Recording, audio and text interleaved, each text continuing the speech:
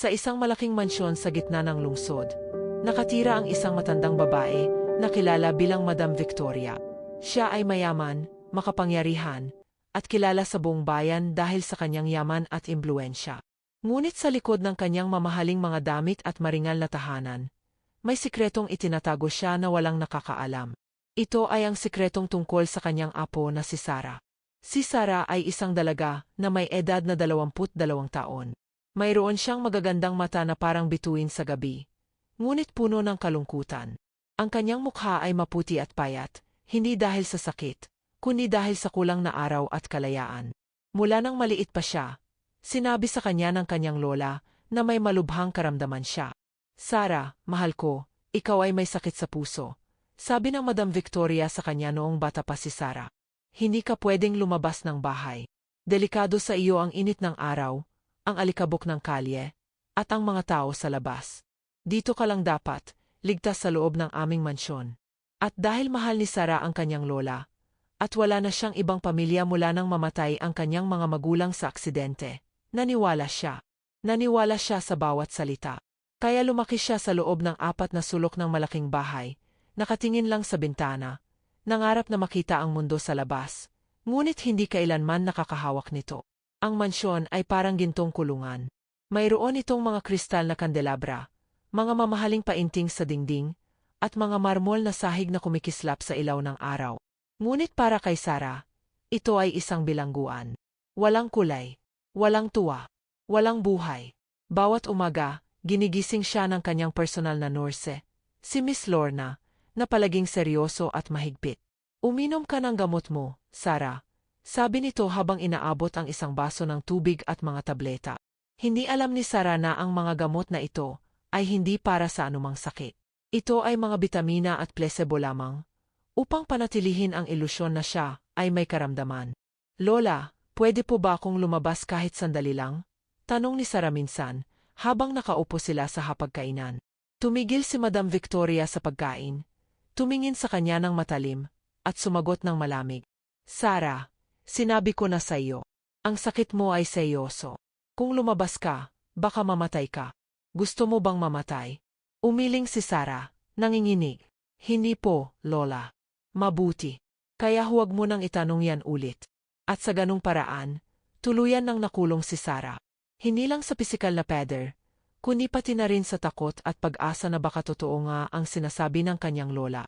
Ngunit may isang araw, isang kakaibang pangyayari ang nagbago ng lahat. Isang tanghali, habang si Sarah ay nakaupo sa tabi ng bintana, nakita niya ang isang lalaking biglang pumasok sa garden ng mansyon. Siya ay nag-alangan, tila nawawala o naghahanap ng tulong. Ang lalaki ay simple lang ang damit, isang plain na shirt at mong pants, at may dala siyang lumang bag. Ang kanyang mukha ay puno ng pawis, ngunit may kabaitan sa kanyang mga mata. Si Sarah ay hindi makagalaw. Matagal na siyang hindi nakakakita ng taong hindi kasama sa household nila. Inindot niya ang emergency bell sa tabi ng kanyang upuan.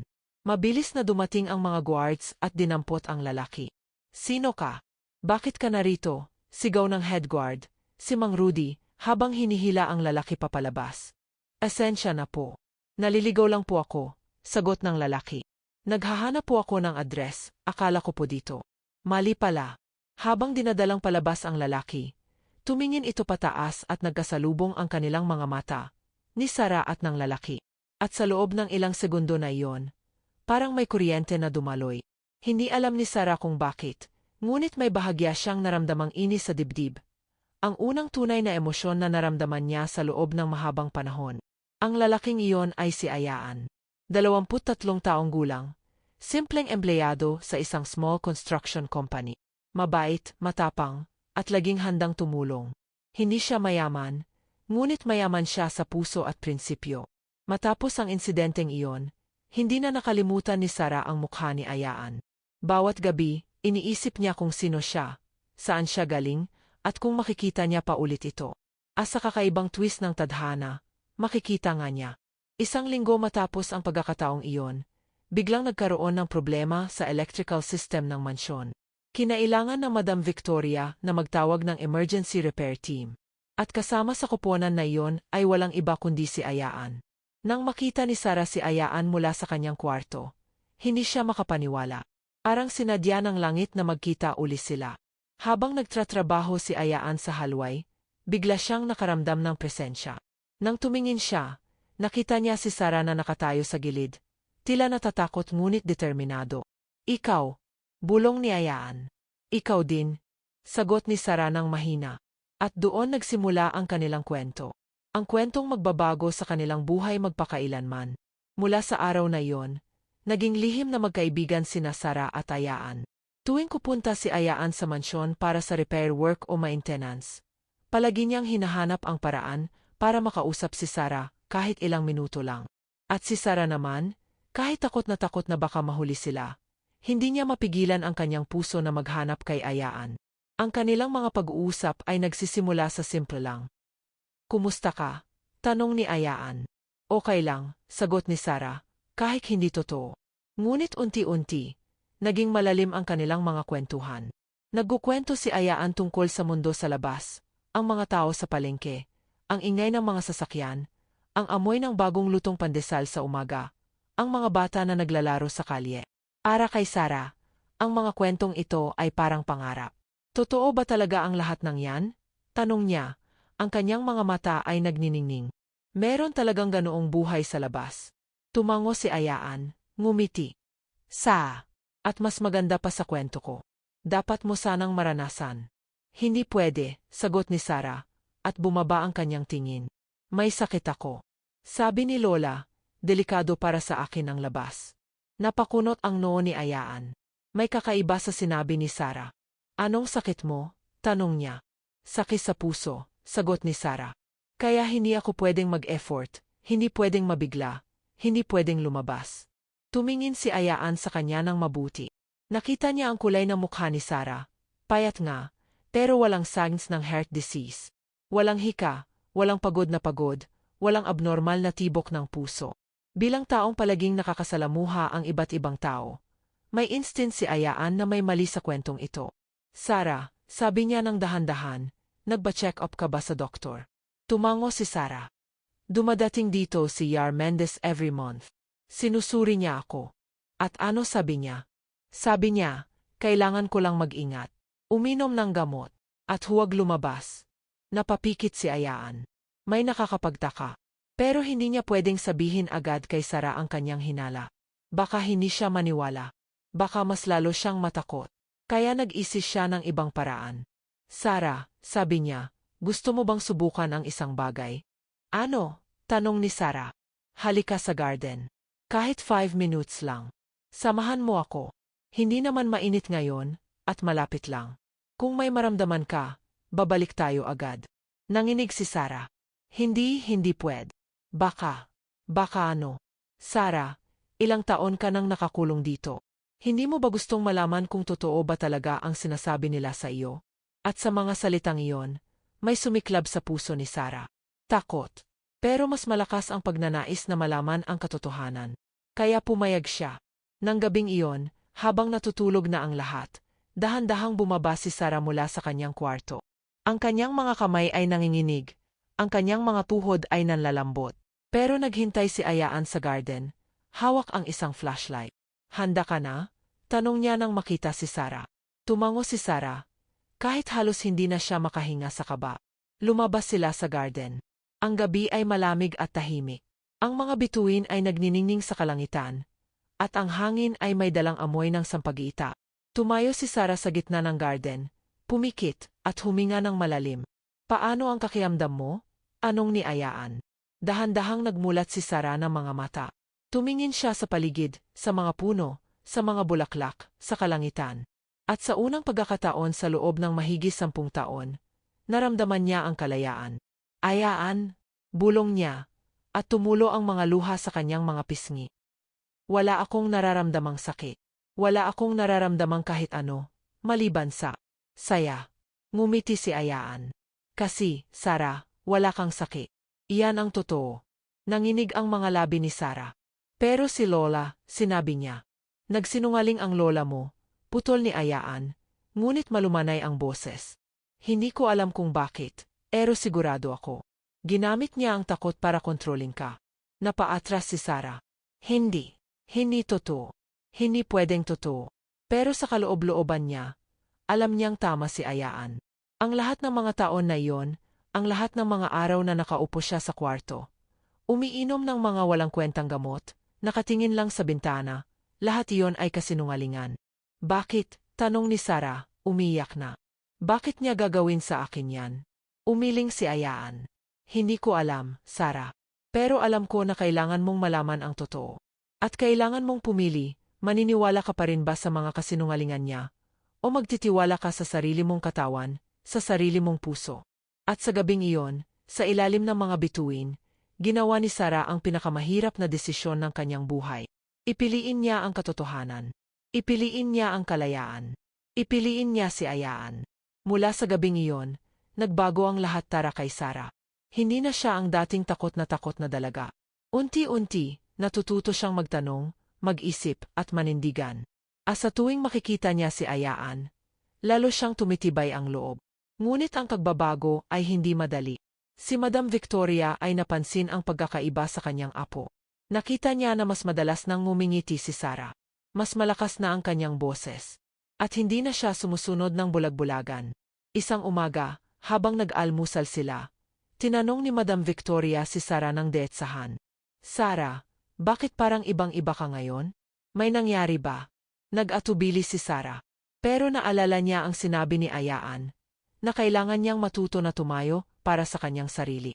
Kaya tumingin siya ng diretso sa mga mata ng kanyang lola at sumagot. Wala po, lola. Siguro po dahil mas okay na ako. Kumunot ang noo ni Madam Victoria. Okay. Ano ibig mong sabihin? Nararamdaman ko po na mas malakas na ako. Parang hindi na ako ganong ka-fragile. Tumayo si Madam Victoria, at ang kanyang mukha ay naging mabato. Sarah, huwag kang magmaloko. Alam mo ang kondisyon mo. Delikado ka pa rin. At gusto ko na tigilan mo na ang mga kalokohan na ito. Naunawaan mo ba ako? Pero sa pagkakataong ito, hindi yumuko si Sarah. Pero lola, aano po kung hindi totoo ang lahat? Aano po kung? Sapat na, sigaw ni Madam Victoria, at napahinto si Sarah. Ang buong dining room ay naging tahimik. Huwag mo akong kontrahin, Sarah. Ginagawa ko lang ang lahat ng ito para sa iyo. Para protektahan ka. At kung hindi mo yan naiintindihan, baka kailangan mong manatili sa kwarto mo ng mas matagal. At ganun nga ang ginawa ni Madam Victoria. Mula sa araw na iyon, mas lalong hinigpitan niya ang pagbabantay kay Sarah. Inalitan niya si Miss Lorna na mas mahigpit na nurse na si Miss Carmen. Dinagdagan niya ang mga guards sa mansyon. At ipinagbawal niyang kumasok ang kahit sinong repair worker maliban kung talagang emergency. Ang mensahe ay malinaw. Si Sarah ay hindi pwedeng makatakas. Hindi pwedeng lumaya. Hindi pwedeng magbago. Pero mali si Madam Victoria. Dahil habang mas sinusubukan niyang kontrolin si Sarah, mas lalong lumalaki ang determinasyon ng dalaga na lumaya. At si Ayaan, kahit na ipinagbawal na siyang pumasok sa mansyon, hindi sumuko. Gumawa siya ng paraan. Nag-iwan siya ng mga sulat para kay Sarah, mga maikling mensahe na inilalagay niya sa tabi ng garden wall, kung saan alam niyang makikita ni Sarah mula sa kanyang bintana. Ang mga sulat ay simple lang, pero puno ng pag-asa. Sarah, huwag kang sumuko. Nandito lang ako. Alam ko na mahirap, pero kayang-kaya mo ito. Magtiwala ka. Balang araw, makikita mo ang buong mundo. Angako ko yan. At bawat sulat na nababasa ni Sarah ay parang kanlungan sa gitna ng bagyo. Dahil sa mga salitang iyon, nakakaramdam siya ng lakas na hindi niya alam na mayroon siya. Isang gabi, nakatakas muli si Sarah papunta sa garden. Alam niya na delikado, pero kailangan niyang makita si Ayaan. Kailangan niyang marinig ang kanyang boses. At nandoon nga si Ayaan, naghihintay. Sarah, bulong nito, at mabilis siyang lumapit. Okay ka lang ba? Nabalitaan ko na mas hinigpitan na ang bantay sa iyo. Tumango si Sarah, pero umiyak siya.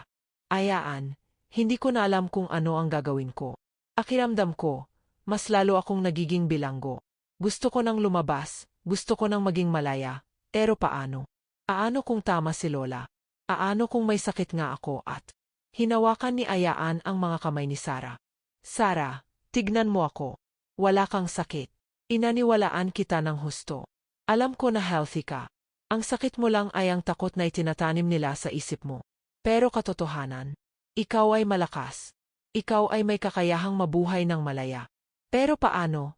Anong ni Sarah, nanginginig. Paano ako makakaalis dito? Hindi ako pwedeng basta lumabas. May mga guards. May mga taong nagbabantay sa akin. Huminga ng malalim si Ayaan. Alam niya na ang susunod na sasabihin niya ay magbabago ng lahat. Pero alam din niya na ito ang tama. Sarah, sabi niya, tumakas tayo. Napasinghap si Sarah. Ano? Tumakas tayo. Lumayo tayo dito. Tutulungan kita na magsimula ng bagong buhay. Malayong malayo sa kontrol ng lola mo. Pero Ayaan, paano? Saan tayo pupunta?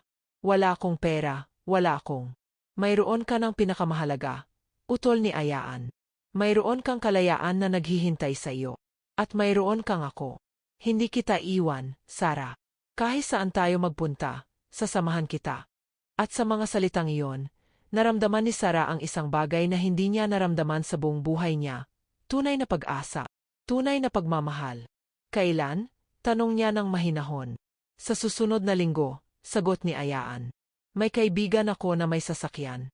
Tutulungan niya tayo. Pero kailangan mong magtiwala sa akin, Sarah. Kailangan mong sumama sa akin kahit gaano pa ito katakot. Tumingin si Sarah sa kanyang mga mata. Nakita niya doon ang katapatan, ang kabutihan, ang pagmamahal na walang hinihinging kapalit. At sa sandaling iyon, gumawa siya ng desisyon na magbabago ng kanyang buhay magpakailanman. Sasama ako, bulong niya. Tutulungan mo man ako o hindi, gusto ko nang lumaya. Pero dahil nandito ka, dahil handa kang samahan ako, mas madali ang lahat. Ngumiti si Ayaan, at hinalikan niya ang noo ni Sarah. Isang halik na puno ng pangako at pag-asa. Magkasama tayo, Sarah. Walang iwanan. At sa ilalim ng buwan at mga bituin, nagsimula nilang planuhin ang kanilang pagtakas. Ang pagtakas tungo sa kalayaan, tungo sa katotohanan, tungo sa bagong buhay. Sarah, kahit saan tayo magpunta, sasamahan kita. Ang mga araw na sumunod ay puno ng tensyon at lihim na paghahanda. Si Sarah ay nag-acting na normal, umiinom ng kanyang gamot, nakikinig kay Miss Carmen, at nagpapakita na sunod-sunuran pa rin siya. Pero sa loob, nagditipon na siya ng lakas ng loob para sa pinakamalaking hakbang ng kanyang buhay. Si Ayaan naman ay abala sa paggawa ng plano. Nakipag-usas siya sa kanyang matalik na kaibigan na si Marco, na mayroong lumang van. Pre, kailangan ko ng tulong mo, sabi ni Ayaan. May babaeng kailangan kong iligtas. Tumingin sa kanya si Marco ng seryoso. Iligtas? Sa ano? Sa masama niyang lola. Minamanipula niya ang isip ng bata. Ginagawang bilanggo. Kailangan naming tumakas. Nag-isik si Marco. Kilala niya si Ayaan, matino, mabait, at hindi basta-basta gumagawa ng maling desisyon. Sigurado ka ba dito? Tumango si Ayaan. Mas sigurado ako kaysa sa kahit ano pa sa buhay ko. Ngumiti si Marco at tinapik siya sa balikat. Sage, kaibigan. Tutulong ako. Kailan? Saturday night. 11 AM.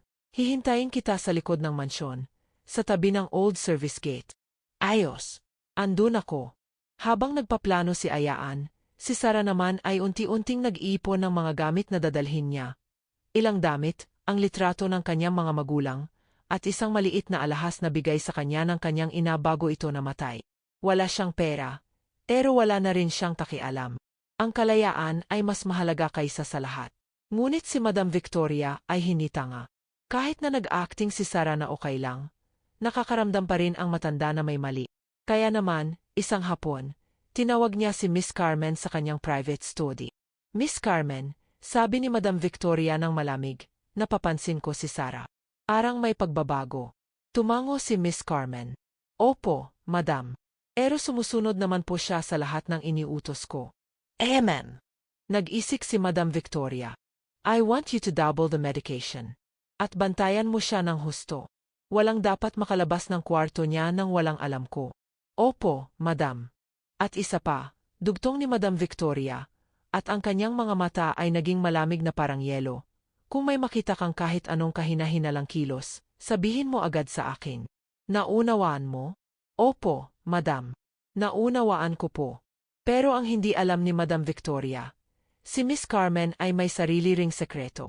May anak din siyang babae dati. Isang dalaga na tumakas mula sa kanilang bahay dahil sa sobrang higpit niya. At mula noon, Hindi na niya ito nakita. Kaya nang makita niya si Sarah, ang takot sa mga mata, ang pagkakakulong, ang walang buhay na ekspresyon, naalala niya ang kanyang sariling anak. At kahit papaano, naawa siya. Dumating na ang Saturday. Ang araw ay dahan-dahang lumipas, umaga, tanghali, hapon, gabi. Si Sarah ay halos hindi makakain sa sobrang kaba. Ang kanyang mga kamay ay nanginginig, ang kanyang puso ay tumitibok ng mabilis. Pero kailangan niyang manatiling kalmado. Kailangan niyang huwag magpakitang may problema. Nang magnegatibo siya umakyat na siya sa kanyang kwarto. Si Miss Carmen ay sumunod, dala ang kanyang gabi-gabing gamot. Inumin mo na, Sarah, sabi nito. Pero sa pagkakataong ito, hindi ininom ni Sarah ang gamot. Kunwari, inilagay niya ito sa bibig, uminom ng tubig at ngumiti. Pero sa katotohanan, itinago niya ang tableta sa ilalim ng kanyang dila. At nang lumingon na si Miss Carmen, inilabas niya ito at itinago sa bulsa. Magpahinga ka na, sabi ni Miss Carmen. Bukas, may dadating na bagong doktor para suriin ka. Tumango lang si Sarah. Pero sa loob niya, alam niyang hindi na siya magiging nandito bukas. Lumabas si Miss Carmen at ikinandado ang pinto. Pero mayroon nang nakahanda si Sarah. Isang lumang hairpin na ginawa niyang tool para buksan ang kandado mula sa loob. Natutunan niya ito mula sa isang lumang video na napanood niya, sa isang lumang tablet na natagpuan niya sa mansyon. Magnegatibo 1:0 oras 30 minuto na nang buksan niya ang pinto. Ang hallway ay madilim at tahimik. Dahan-dahan siyang bumaba, umiiwas sa mga guards na nakaposisyon sa iba't ibang sulok ng bahay. Ang kanyang puso ay parang sumabog na sa sobrang tibok, pero hindi siya huminto. Nang makarating siya sa likod ng mansyon, nakita niya si Ayaan. Nandoon na rin si Marco, nakaabang sa lumang van. Sarah, bulong ni Ayaan, at lumapit siya. Hawak niya ang kamay ng dalaga. Handa ka na?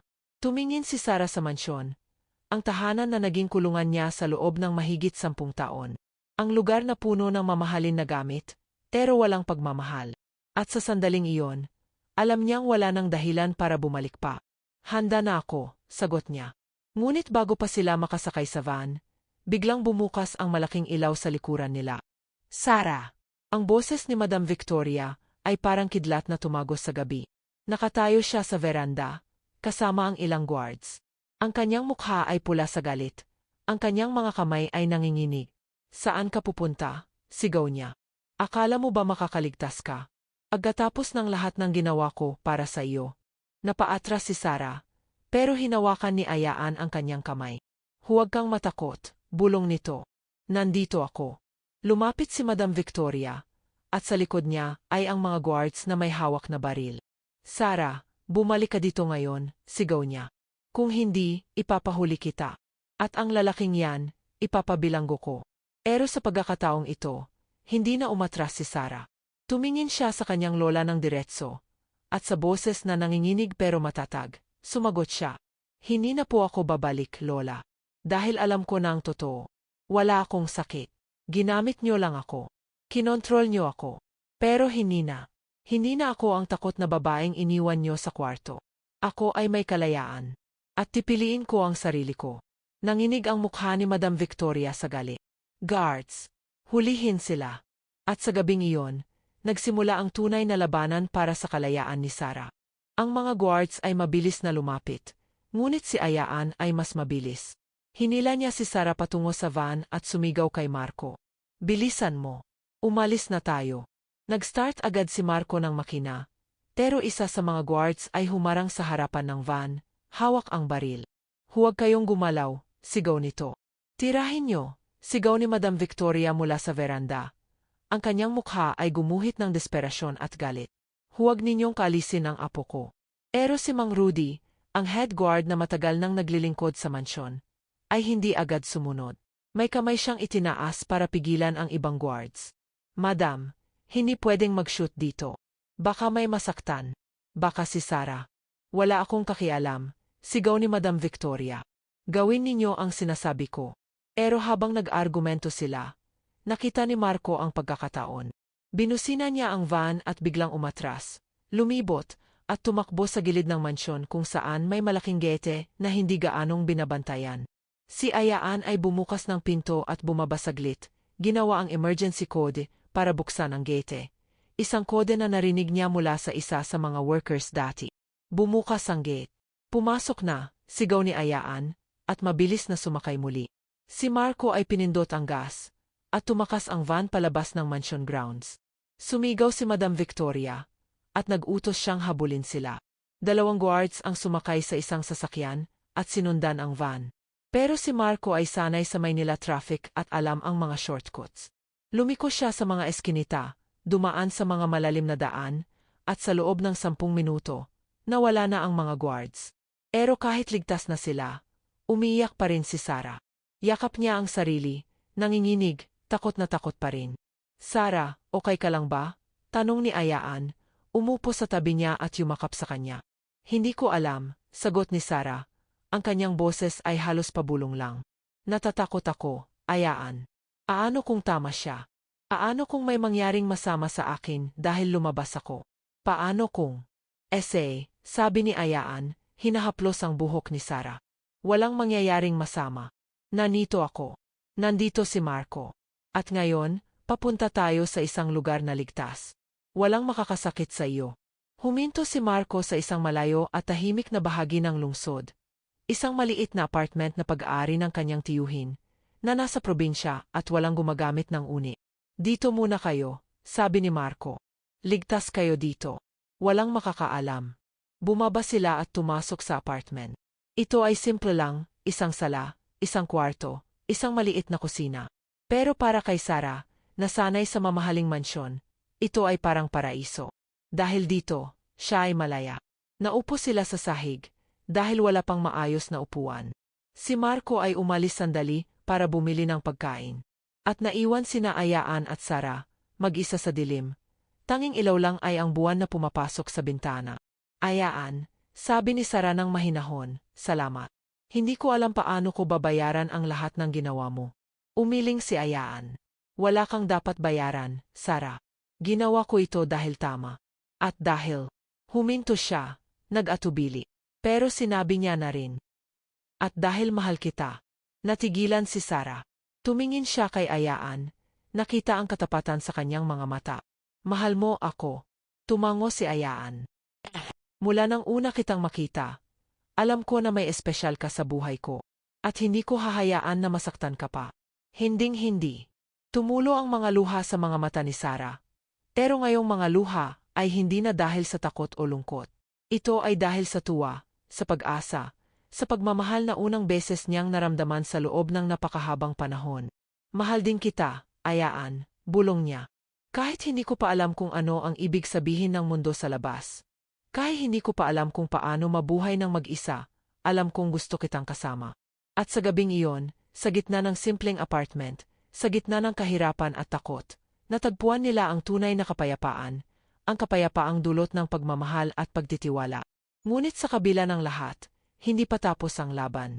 Dahil si Madam Victoria ay hindi basta-basta susuko. Kinabukasan ng umaga, nag-file siya ng missing person report sa pulis. Sinabi niya na ang kanyang apo ay may malubhang sakit at kailangan ng tulong medikal. Inilarawan niya si Ayaan bilang kidnapper, isang taong nanloko at nang-abduct kay Sarah. My granddaughter is mentally unstable, sabi niya sa mga pulis, umiyak kunwari. She doesn't know what she's doing. That man manipulated her. Please, find her before something terrible happens. At dahil si Madam Victoria ay mayaman at may koneksyon, seryoso ang kinuha ng pulis sa kaso. Nagsimula ang manhunt. Nakalat ang pictures ni Sarah at Ayaan sa balita, sa social media, sa mga checkpoint. Nang marinig ni Ayaan ang balita sa radyo, namutla siya. Sarah, kailangan nating lumipat. Hinahanap na tayo. Saan tayo pupunta? Tanong ni Sarah, natatakot muli. Hindi ko alam, sagot ni Ayaan. Pero kailangan nating mag-isip. Kailangan nating katunayan na hindi ka biktima. Kailangan nating ipakita ang totoo. At sa sandaling iyon, naisip ni Sarah ang isang bagay. Ayaan, may doktor akong kilala. Si Yar Mendez. Siya ang nagche-check sa akin dati. Kung pupunta tayo sa kanya, kung papakitaan natin na wala akong sakit, baka maniwala ang mga tao sa atin. Nag-isip si Ayaan. Delikado. Pero wala silang ibang choice. Sage, sabi niya. Puntahan natin siya. Pero kailangan nating mag-ingat. At kaya, sa kabila ng panganib, pumunta sila kay Yar Mendez, ang doktor na matagal nang alam ang sekreto ni Madam Victoria, pero takot na magsalita. At ngayon, sa harap ni Sara at Ayaan, kailangan na niyang pumili. Magsasabi ba siya ng totoo? O protektahan pa rin ba niya ang kanyang matalik na kaibigan na si Madam Victoria? Nang dumating sina Sara at Ayaan sa klinika ni Yar Mendez, maraming pasyente pa sa waiting area. Pero nang makita ni Yar Mendez si Sara sa pinto, namutla siya. Mabilis siyang lumapit at hinila sila sa kanyang private office. Sara, anong ginagawa mo dito? Tanong ni Yar Mendez. Ang boses ay halos pabulong pero puno ng pagkabahala. Hinahanap ka ng buong Maynila. Sinasabi ni Madam Victoria na ikaw ay nawawala at may sakit. Wala po akong sakit, putol ni Sara, at tumingin siya ng diretso sa mata ng doktor. At alam niyo po yan, hindi ba, Yar Mendez? Natigilan ang doktor. Yumuko siya, hindi makatingin kay Sara. Matagal na po kayong nakakaalam, patuloy ni Sara. Ang kanyang boses ay nanginginig pero determinado. Alam niyo pong wala akong heart disease. Alam niyo pong lahat ng gamot na ibinibigay niyo ay walang silbi. Kaya naman po, kailangan kong marinig mula sa inyo ang totoo. Kailangan ninyong sabihin sa akin, bakit? Bakit niyo ako niloko? Bakit kayo nakipagsabuatan kay Lola? Umupo si Yar Mendez sa kanyang mesa. Ang kanyang mga kamay ay nanginginig.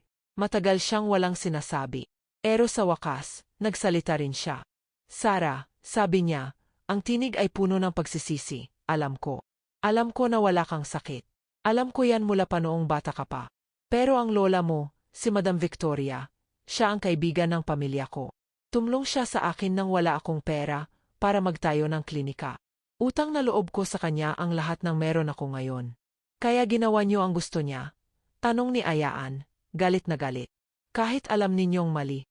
Kahit alam ninyong sinasaktan niyo si Sara. Tumango si Yar Mendez, umiyak na. Ginawa ko. At araw-araw, pinagsisihan ko. Pero takot ako.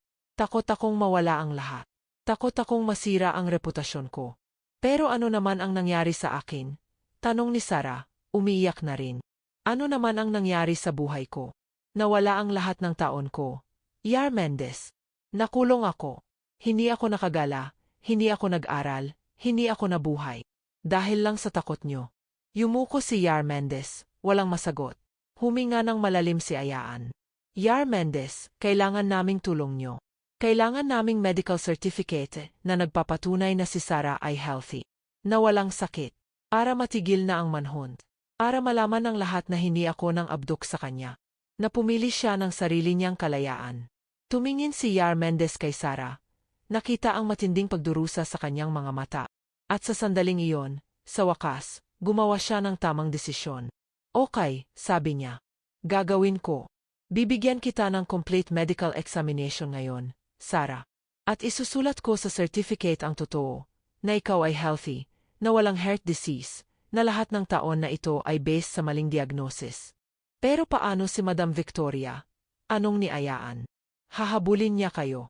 Ngumiti ng mapait si Yar Mendez. Hayaan niya. Tapos na ako sa pagiging duwag. Kahit mawala ang lahat, kailangan kong gawin ang tama ngayong beses. At kaya, nag-undergo si Sara ng complete check-up, ECG, blood test, physical exam, lahat. At ang resulta, perfectly healthy. Walang sakit, walang abnormality. Lahat ng mga taon na iyon, si Sara ay naging biktima ng manipulasyon. Nang mailabas ang medical certificate, may dala na silang ebidensya.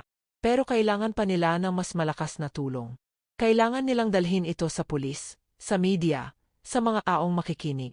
Pero bago nila magawa iyon, dumating si Madam Victoria sa klinika. Pumasok siya nakasama ang 2 abogado at 3 guards. Ang kanyang mukha ay bato, walang emosyon.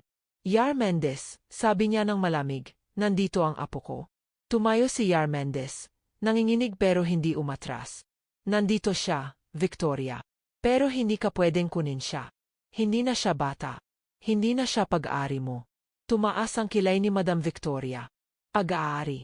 Siya ay aking apo. Ako ang nag-alaga sa kanya. Ako ang nagbigay sa kanya ng lahat.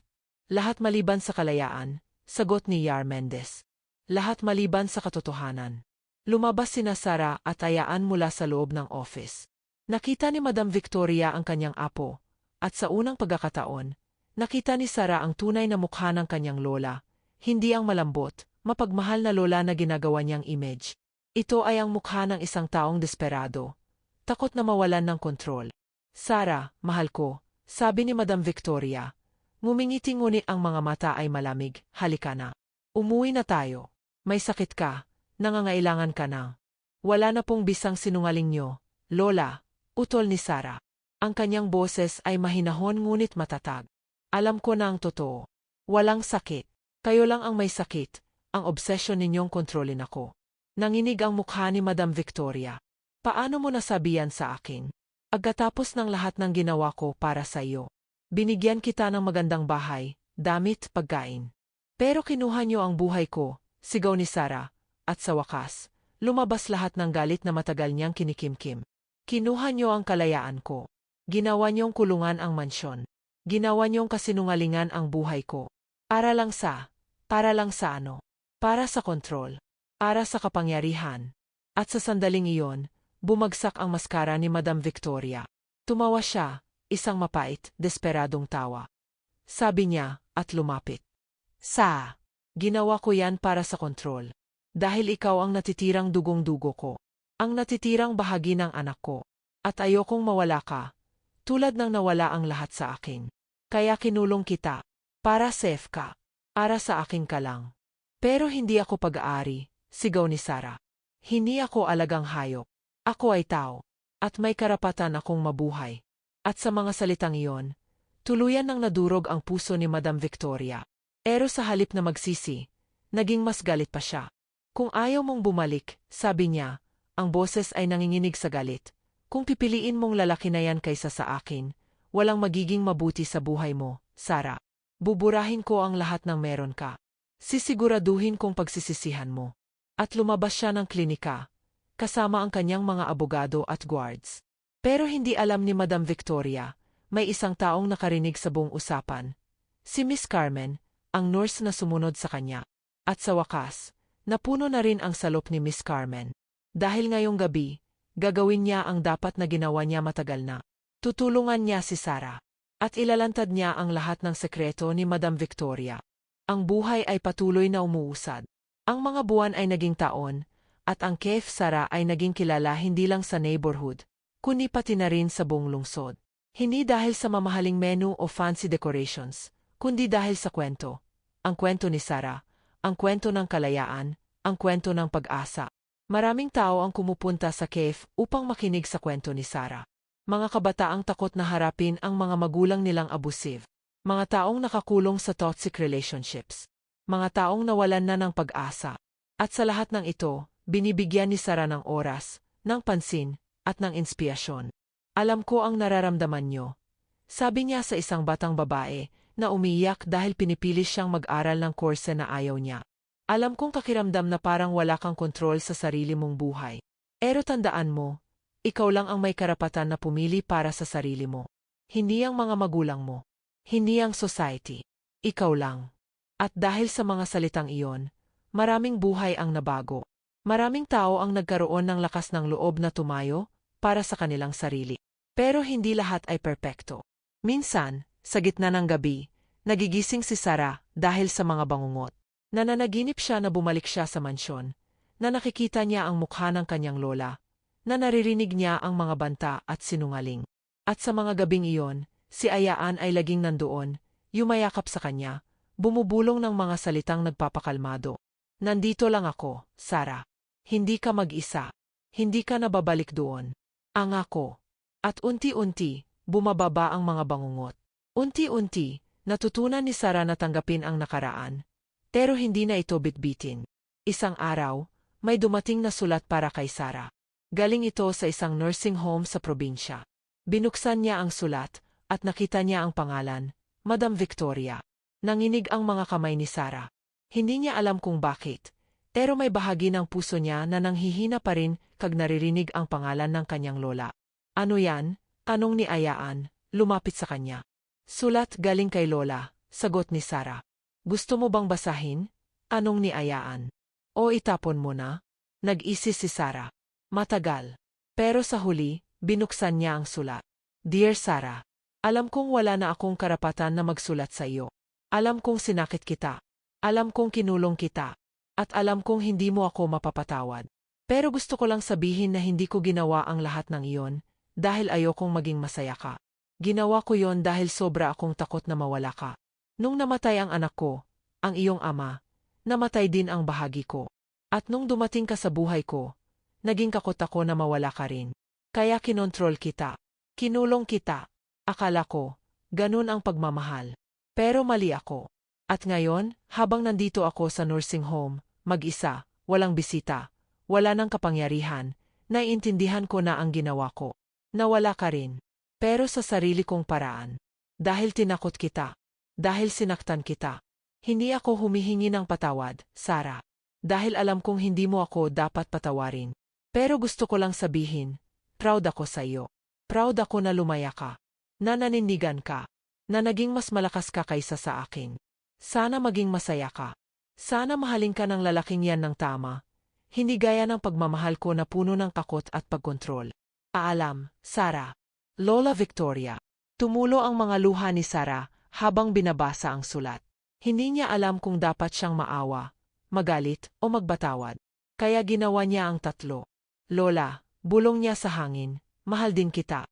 Pero hindi ko kayang bumalik sa nakaraan. Kailangan kong mag-move forward. At sana sa kung saan ka man ngayon, makahanap ka rin ng kapayapaan. At matapos basahin ang sulat, itinabi niya ito. Hindi niya ito itinatapon, pero hindi rin niya ito pinakialaman.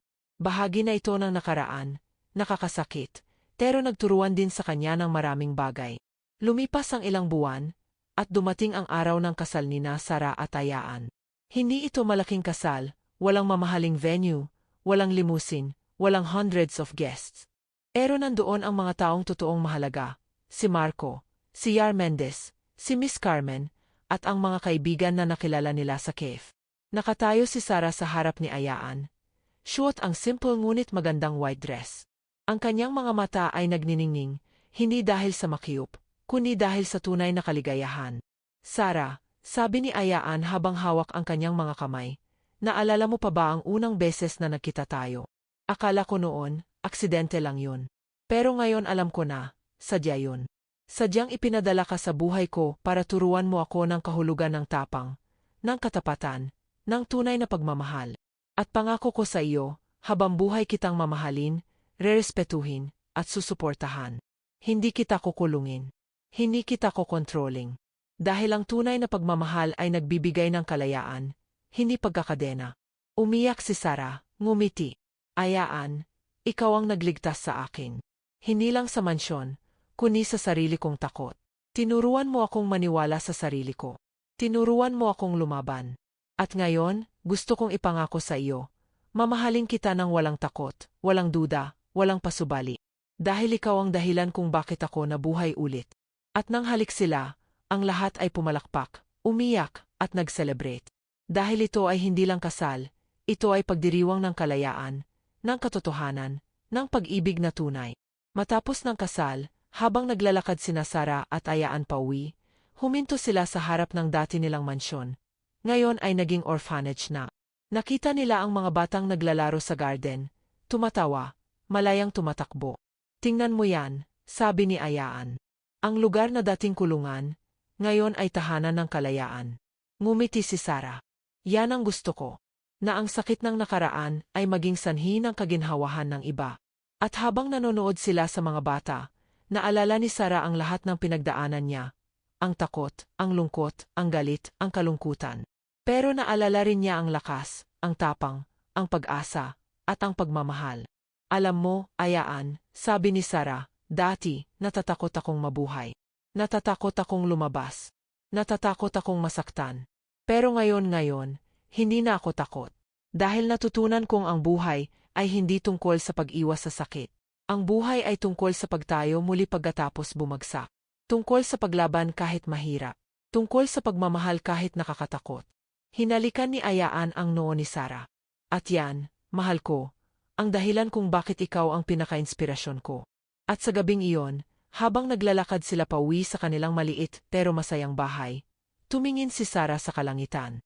Nakita niya ang mga bituin, yaong mga bituing dati niyang nakikita lang sa loob ng kanyang kulungan. Pero ngayon, hawak niya ang kalangitan. Hawak niya ang buong mundo. Dahil siya ay malaya na. At sa kalayaang iyon, natagpuan niya ang tunay na kahulugan ng buhay, na ang buhay ay hindi tungkol sa yaman, sa kapangyarihan, o sa kontrol. Ang buhay ay tungkol sa pagmamahal, sa katotohanan, sa kalayaan, at sa tapang na lumaban para sa sariling kaligayahan.